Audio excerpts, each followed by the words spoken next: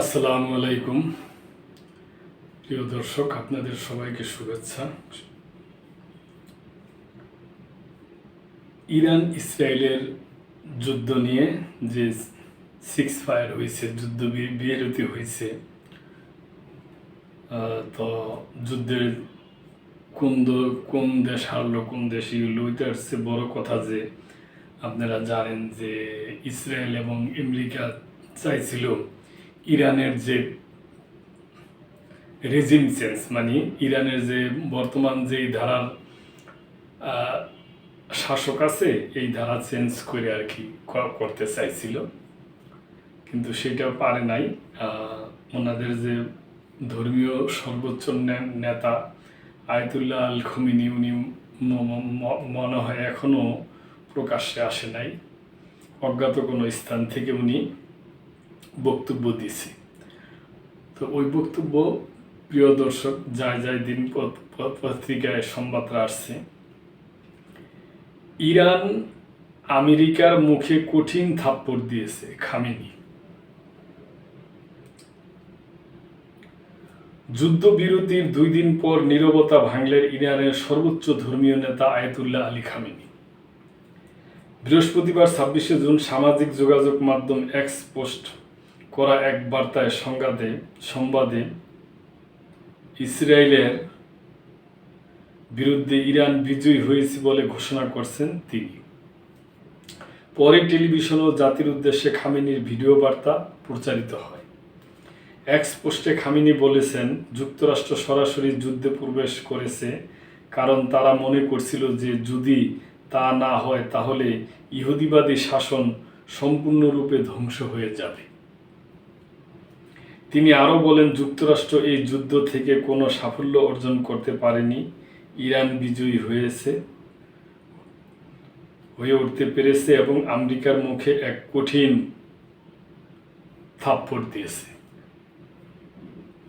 পরবর্তী ইংরেজি ভাষার একটি বার্তায় খামেনি বলেন, ইসলামী প্রজাতন্ত্র আমেরিকার মুখে এক কঠিন থাপ্পড় দিয়েছে।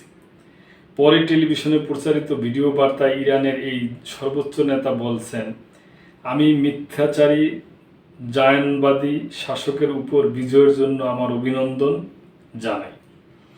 সব হইচই আর দাবির মধ্যে জায়নবাদী শাসন ব্যবস্থা কার্যত ধ্বংস হয়ে গেছে এবং ইসলামিক রিপাবলিকের আঘাতে চূর্ণ বিচূর্ণ হয়েছে।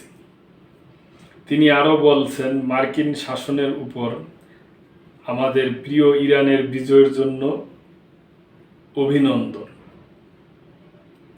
মার্কিন শাসন সরাসরি যুদ্ধে প্রবেশ করেছিল কারণ তারা মনে করেছিল যে যদি তারা এটি না করে তাহলে জায়নবাদী শাসন সম্পূর্ণরূপে ধ্বংস হয়ে যাবে। তারা সেই শাসনকে বাঁচানোর চেষ্টায় যুদ্ধে প্রবেশ করেছিল, কিন্তু কিছুই অর্জন করতে পারেনি। জাতির উদ্দেশ্যে ভাষণে খামেনি বলেন, ইসলামিক রিপাবলিক মার্কিন যুক্তরাষ্ট্রের মুখে একটি কঠিন চপেঘাট করেছে। ইরান আল উদেইদ এয়ার বেসে আক্রমণ করেছে এবং ক্ষতি সাধন করেছে, যা এই অঞ্চলে মার্কিন যুক্তরাষ্ট্রের অন্যতম গুরুত্বপূর্ণ ঘাঁটি। সর্বোচ্চ নেতা আরও উল্লেখ করেন, ইসলামিক রিপাবলিকের পক্ষে এই অঞ্চলের মার্কিন গুরুত্বপূর্ণ কেন্দ্রগুলোতে প্রবেশাধিকার থাকা এবং যখনই প্রয়োজন মনে করবে তখনই পদক্ষেপ নেওয়ার ক্ষমতা একটি গুরুত্বপূর্ণ বিষয়। এ ধরনের পদক্ষেপ ভবিষ্যতেও পুনরাবৃত্তি হতে পারে। যদি কোনো আগ্রাসন সংগঠিত হয় তবে শত্রুপক্ষকে অবশ্যই ভারী মূল্য দিতে হবে। গত 13ই জুন ইসরায়েল বিমান হামলার মাধ্যমে ইরানের বিরুদ্ধে যুদ্ধ শুরু করে। পাল্টা প্রতিক্রিয়ায় ইরানও একের পর এক হামলা চালায়। 22শে জুন যুক্তরাষ্ট্র 3টি ইরানি পারমাণবিক স্থাপনায় হামলা চালায়। জবাবে 23শে জুন সন্ধ্যায় ইরান কাতারে অবস্থিত মার্কিন ঘাঁটি আল উদেইদে ব্যালিস্টিক ক্ষেপণাস্ত্র নিক্ষেপ করে। এরপর 24শে জুন যুক্তরাষ্ট্রের প্রেসিডেন্ট ডোনাল্ড ট্রাম্পের মধ্যস্থতায় ইসরায়েল ও ইরান যুদ্ধবিরতিতে সম্মত হয়।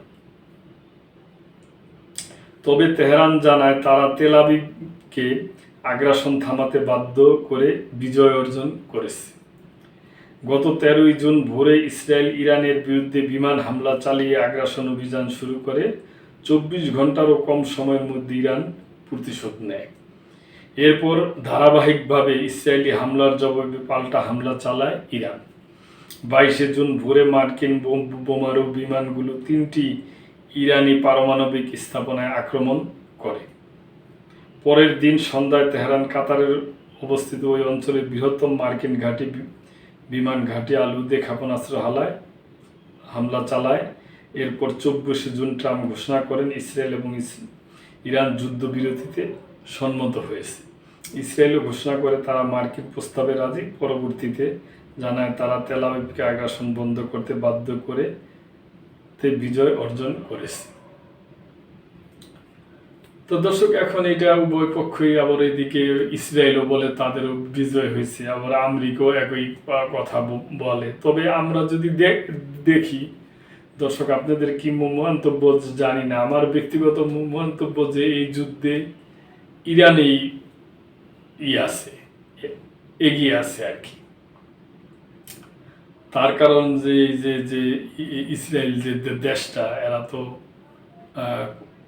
সবসময় এদেরকে সবাই ভয় পাইতো, যারা সুরক্ষিত এমুক সেমুক ওইটা তাদেরই, কিন্তু এবার তাদেরও তছনছ হয়েছে কম না। তো সেজন্য যাক যুদ্ধবিরতি হয়েছে। এখন আমরা আশা করব যে দেশ দুটি যুদ্ধবিরতি অবস্থায় থাকবে এবং এরা একে অপরকে আর কোনো উস্কানিমূলক কথাবার্তা এবং আঘাত করবে না, এটাই আমরা চাই। এবং পাশাপাশি যে আমাদের ওই পাশে যে ফিলিস্তিনি গাজা ইসরায়েল আছে, এখানেও যেন একটা যুদ্ধ বিরতি হয়, তার আশায় আমরা রইলাম। তো দর্শক, আপনাদের যদি কোনো মন্তব্য থাকে তাহলে কমেন্ট করবেন অবশ্যই। লাইক, কমেন্ট, শেয়ার করে সাবস্ক্রাইব করে চ্যানেলটির পাশেই থাকবেন। আল্লাহ হাফেজ।